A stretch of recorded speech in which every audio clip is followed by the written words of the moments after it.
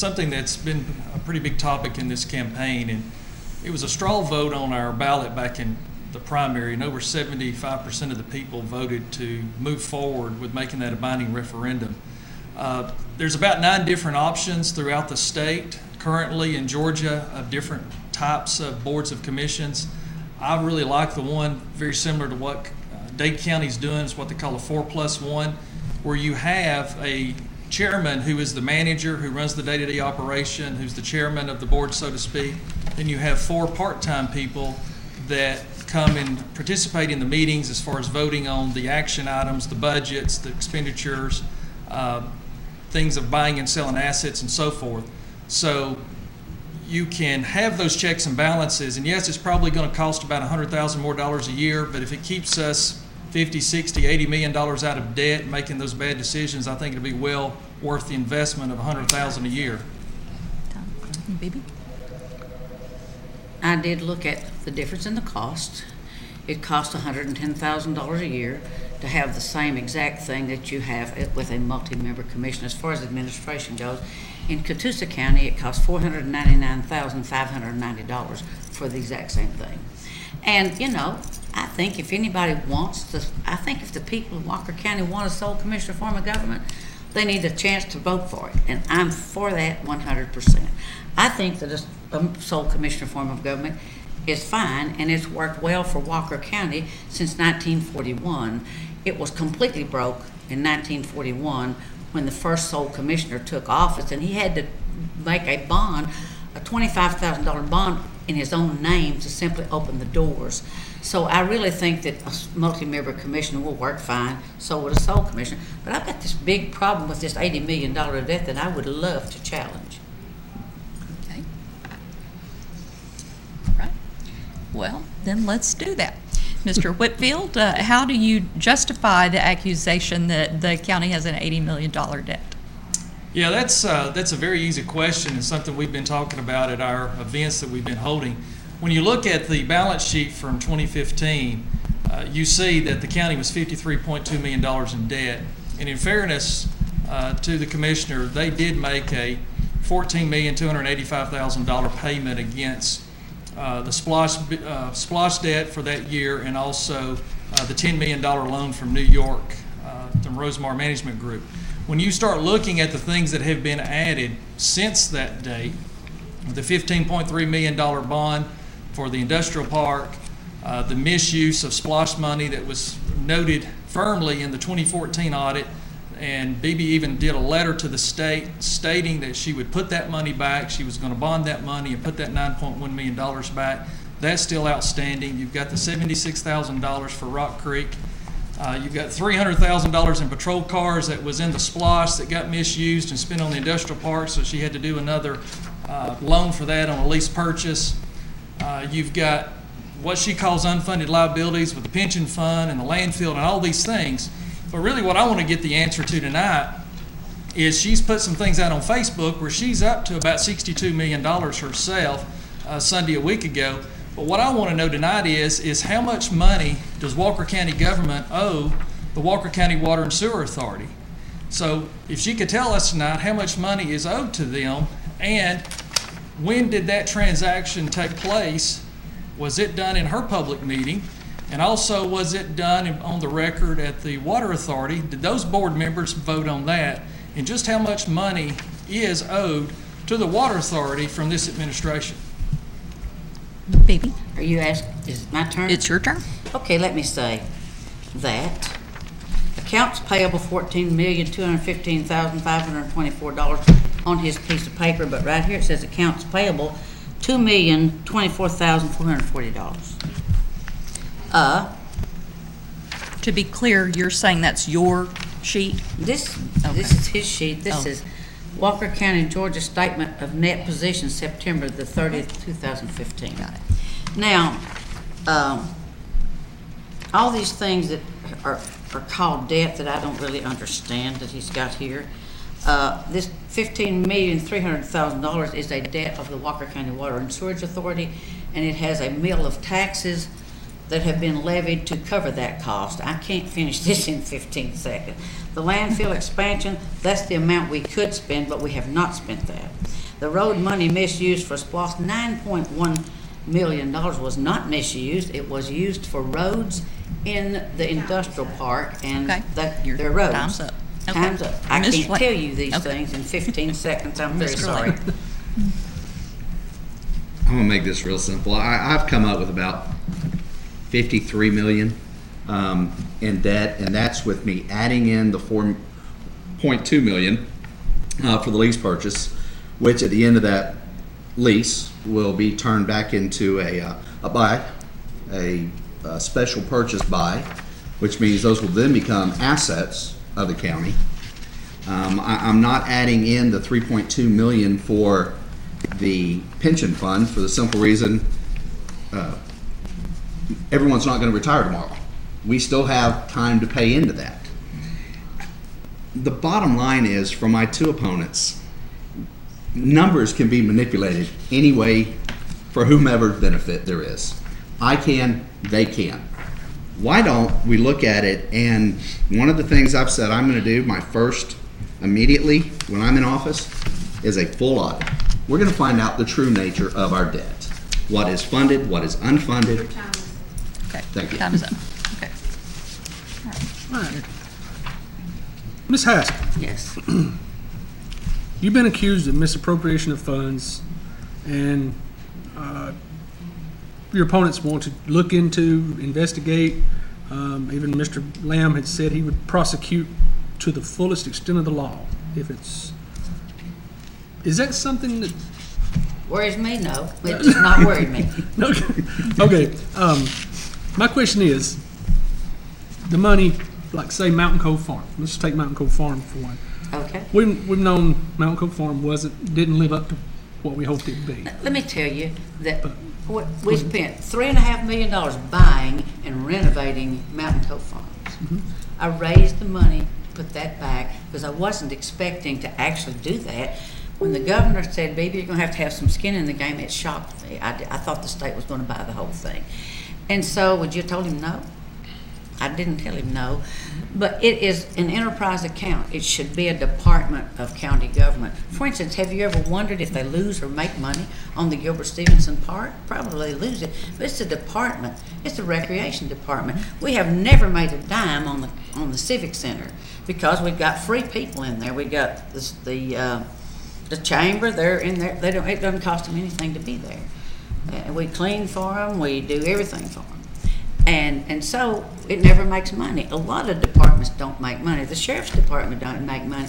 But if it's a department of county government, you don't worry so much, and your revenues and expenditures are in that budget, and you can see them.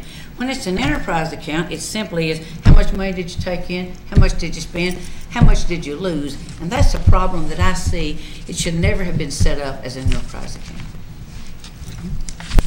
Mr. Lamb? And yes, I want to have a full audit. Do I personally think Ms. Haskell's involved in malfeasance? No. But I do want to know where the money has gone to. Why is our landfill costing us so much money when we should be turning a profit? You know, the landfill has been a sore subject for a long time. Even when Ms. Haskell took office, the previous commissioner, one of Mr. Whitfield's avid supporters, things were not right at the landfill then. We've got to know where this money's going. Why are we losing so much money? If it's not her, if it's in the management, or is the money sneaking out the back door? Nobody knows because there has never been a real outside audit. And I'm going to have that done and find out. Mr. Whitfield? I think it's apparent here tonight, and I think it's also been very clear in some of the mailers and things that the commissioner's done. And here's one that you've probably received in the mail where it says total debt $10.4 million, and this was a political flyer that the commissioner sent out. And she goes on Facebook and says it's $53.2 million. I can document and show her. She actually has copies of my PowerPoint presentation with her tonight, and I can document the $80 million. But what's not on any of her information thus far is how much money has she borrowed from the water department, and when did she do so, and did the board approve that money? So, yes, this is a loaded question. I do know the answer, and I just want to hear her say it tonight. Well, next up is actually a question for Perry Lamb, and the question is coming from me. We talked about Mountain Cove Farms for a little bit. It is on the National Historic Register. It has extremely significant value for both its Native American history and its Civil War history. I'd like to know, if you are elected sole commissioner, will you do everything you can to protect the value of that historic site? In other words, not just keep it, but commit to not paving over it. Oh, absolutely. That is one of the prettiest places. I've had people come through and say it's as pretty as the Rockies. But that being said, we do have to make it not profitable, but at least break even. And there are things I'm working on, checking on to make it such. I've looked at grants. We have a great FFA and 4-H programs here in the county. There are grants that will let the kids use the farm, which will give money. There are programs called Farm to School, where the kids grow their food and take it to school. We are spending $166,000 a year at our prison, or at our county jail. We can have somewhat of a work farm out there. They can raise their own food. That is, I know a little bit about farming. That is some of the best ground in this county. Why don't we use it as a farm? Let's bring it back to what it used to be. Mountain Cove Farms. It used to be a farm. The historic value of it itself. There are ways that we can make money that will sustain Mountain Cove Farms. But it's going to take ideas. It's going to take fresh ideas. We got to quit looking and thinking like politicians. Let's look outside the box. Let's try to do something different. You know, if you're going to fail, fail fast. But we can make it happen. You know, I failed in my life. I've got back up. We know, and I know how to make something work. You know, you do what you have to do. You look at ideas, you research, you figure it out, and that's what I'll do with Mountain Cove Farms. Mr. Whitfield? Yes, absolutely. Mountain Cove Farms has to be protected, and I have no problem sitting here tonight committing that we will protect that area and make sure that it's not developed into subdivisions and things of this nature. The problem that we have with Mountain Cove Farms is there was no plan in place. As Ms. Haskell mentioned earlier, she purchased that property being forced basically by the governor's office to do so. She didn't have a plan of action. They didn't have a direction to do so. So we opened up a restaurant, we've opened up a convenience store, we're into all these different things with no plan or viability study to see if any of these things will work, and they've all failed miserably.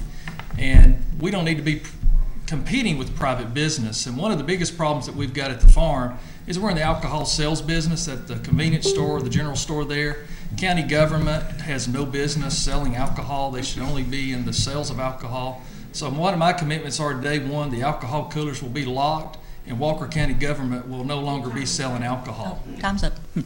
Ms. Haskell? What was the question?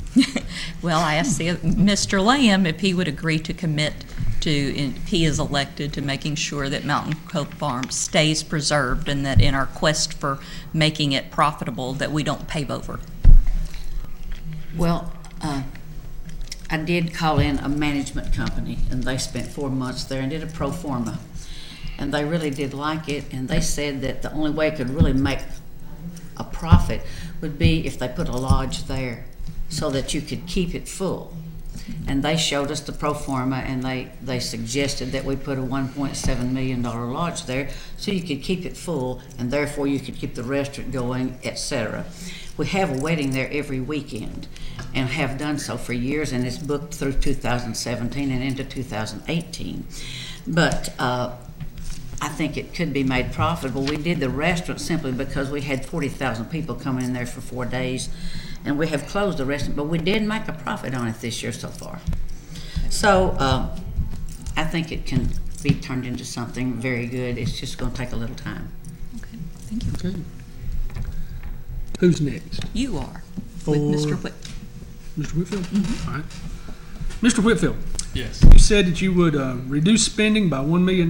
You would make needed repairs to county bridges and roads, and increase operational funding to our 3 public libraries. How do you intend to reduce spending by $1 million and still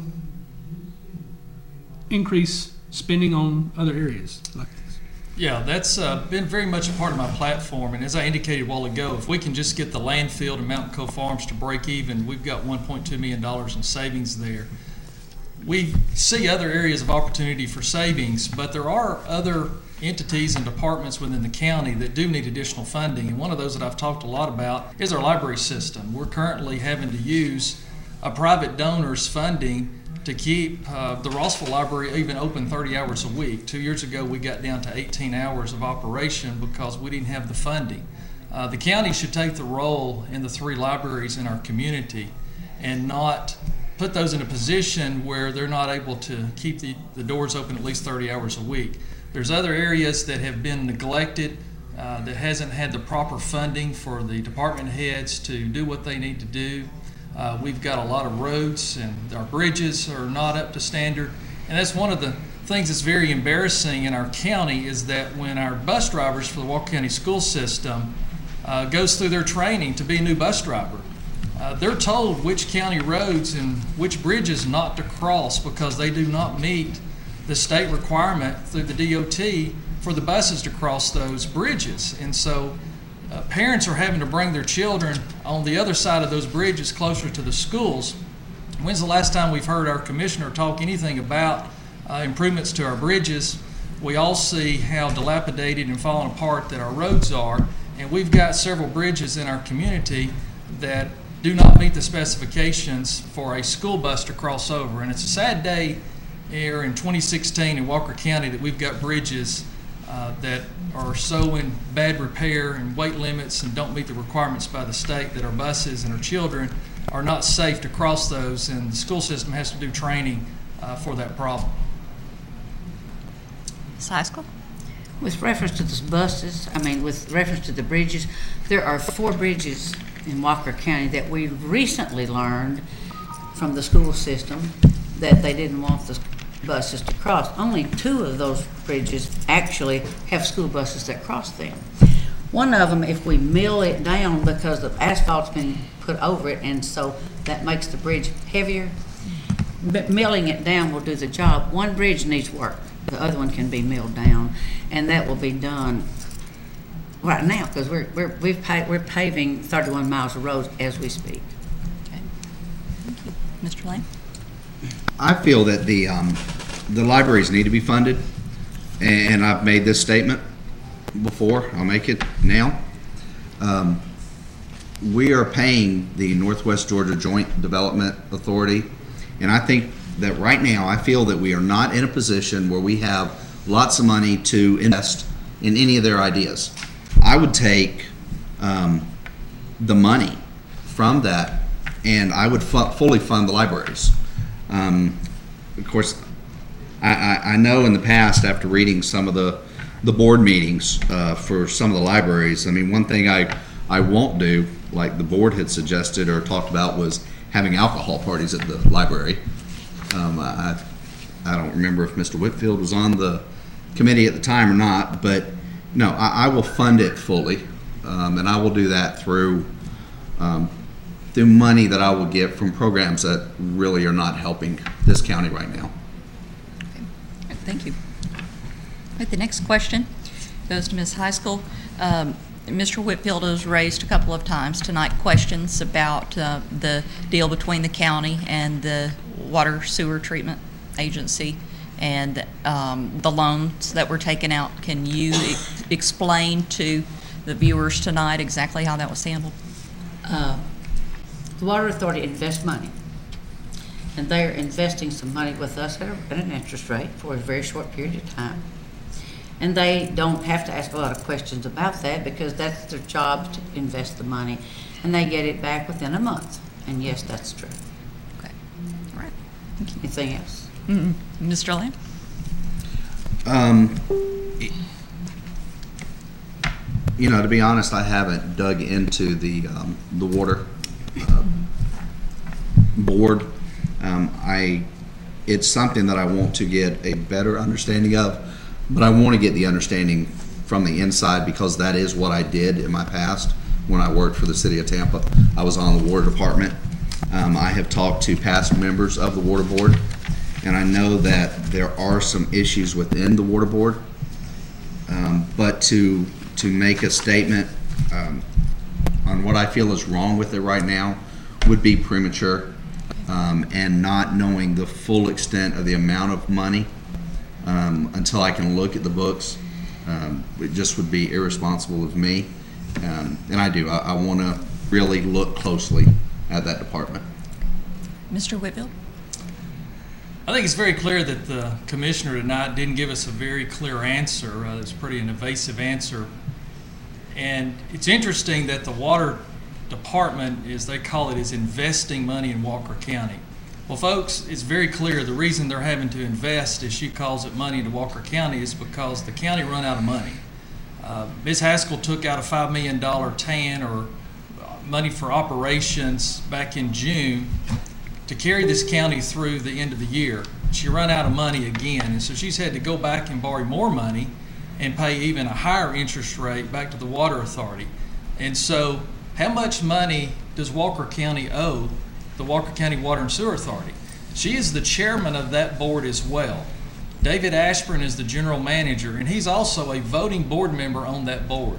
Was this something that was done as a vote of their board, or is this something that was done between Ms. Haskell and David Ashburn as the general manager? And why has this not been made public? Oh, time up. Okay. My turn. Your turn. Okay. Okay. I've heard a lot about money tonight. It's obvious we don't have enough money and we need more. And we focused on the south end of the county. Now I'm going to look at the north end of the county. I guess we'll start with Mr. Lamb. Cherokee, North Carolina has a casino that brought in $513 million in revenue in 2014. Right now, casinos are not legal in the state of Georgia. If the state legislature were to pass legislation to create or to allow us to have casinos in Georgia, what would be your opinion on having a Harrah's John Ross Cherokee Casino? And how would it compare to all the revenue that we're raking in right now from the Peerless building? You're right. Casinos bring in a lot of money, and that's not all they bring in. I've actually researched and have seen through several different articles, research articles, very well thought out articles, that it brings in, increases crime of all sorts, vandalisms, property. It does not increase personal murder rate. I will say that, but it's everything else. But the interesting thing about the study is it's not as much in the county. It is. It raises the rates in the county where it is at, but it is the outside counties that really take a hit from the crime increase because of a casino. I think if we take that route, we're giving up what this county really means to most of us. This is our home. This is where we want to raise a family. Those communities that have casinos, we had one in Tampa. That's not where you want to raise a family. The strength in Walker County is our people, our environment, our nature. You know, we can find other ways to bring in revenue. I don't think the people of this county want this to be a billion-dollar county. I think they want it to be a place for their family, that they feel safe. So no, I would not. I would research it, but I definitely would not be for a casino in this county. All right. Mr. Whitfield? I totally agree with what Perry said on this particular topic with casinos. I don't personally support it. I do know that it would be up to the will of the people if they wanted to vote one in, but it's not anything that I would support. It was interesting back several months ago when, earlier in this year, when the state legislation was working on this topic. I remember watching BB show one Wednesday night, and her and David Ashburn were on the air, and they were talking about how many millions of David Ashburn, how many millions of dollars that the county would bring in, and it was just kind of funny to watch them spend that money kind of in fictitious and talk about all the things that they could do with all those millions of dollars of revenue. And toward the end of that conversation, Commissioner Haskell said, yes, if we had that kind of money coming in, we could probably even put some money in reserve. I about fell out of my chair when I heard they've spent all of these millions of dollars of tax money, and the very last thought that she had was, we could put some money in reserves. So I'm not supportive of that. I agree with Perry. There's other options. Time is up. All right, Ms. Haskell. It matters not what I think. Governor Nathan Deal has said as long as he's there, it won't happen. If in fact it is passed and the next governor agrees to it, we'll have to have a statewide referendum, and then when they select the places where they think it might go, we'll have to have a local referendum. So it will never be left up to me, so I don't have to worry about that. Okay. All right. Well, maybe we should start taxing the myth. So, all right. There we go. All right, the next question's for Mr. Whitfield. Shannon, throughout your campaign, you've talked a great deal about economic development. You're a businessman. You know the importance of there being major thoroughfares, major interstates for businesses, particularly if you're talking about industrial businesses in terms of suppliers and having easy access for transportation reasons. How do you intend to spur economic development in Walker County when it does not sit along an interstate? You know, I hear a lot of people talk about Walker County not having an interstate, but I don't think that's really as big a hurdle as people think, because we're only about 10 or 15 minutes away from Interstate 75 and Interstate 24, and people that really want to be in this part of the country and be in the South, a 10 or 15 minute drive to the interstate I don't think is that big a hurdle. The problem that we've got trying to develop new industry in this county is not logistically where we are to an interstate. The problem that we have is we're broke. And to bring in large industry, you've got to buy your way in. And we've seen that in surrounding communities around us. We've seen that with Audia. You've got to have millions and millions of dollars to bring these industries in. We don't have that kind of money to spend right now without going even more and more in debt. So I think we've got to quit trying to bring the big whales in, so to speak, the big businesses that ask you to give them everything. And we've got to steer our economic development more toward the medium to small town, small size businesses that are the 25 to 50 type employers out there that will come without you having to give them everything, and not be in a situation where we're trying to bring in the big fish and take and create another $20 million of debt by trying to buy our way to the bid table. Ms. Haskell, it's your turn. Well, it took me 10 years to get the industrial park that we have. We lost LG Chem to Gordon County because we didn't have enough land to put them on. So they go to Gordon County and build 9 plants. Really hurt me. And so I started looking for a place to put an industrial park. And the only place we had in all of Walker County was Joe Swanson's property, and it was almost 480 acres. And it had water and sewer, natural gas and electricity, rail, and fiber optics. And so when we finally were able to get it, we laid out a SPLOST plan, and it was a 6-year plan. And I know I'm not going to get to tell you this, but you need to know it. It was a 3-phase plan, and phase 1 was the county. Phase 2 were the cities and the county together to put together an important project over a 6-year SPLOST. And the third phase was cities, and the counties and the cities went together to put this most important project in. Can't tell you anymore, so sorry. All right. I actually agree, and I disagree with Mr. Whitfield on this. I'll start with my disagreement. 15 minutes to the interstate is a big deal when you're talking transporting large equipment. Putting tractor trailers on 27, in my opinion, it is a horrible idea. you're going to increase accidents. Getting to the interstate, you're going to have to go through Fort Oglethorpe. You're going to travel down these roads in Fort Oglethorpe. I do agree that right now, big industry is not what's going to fix this county.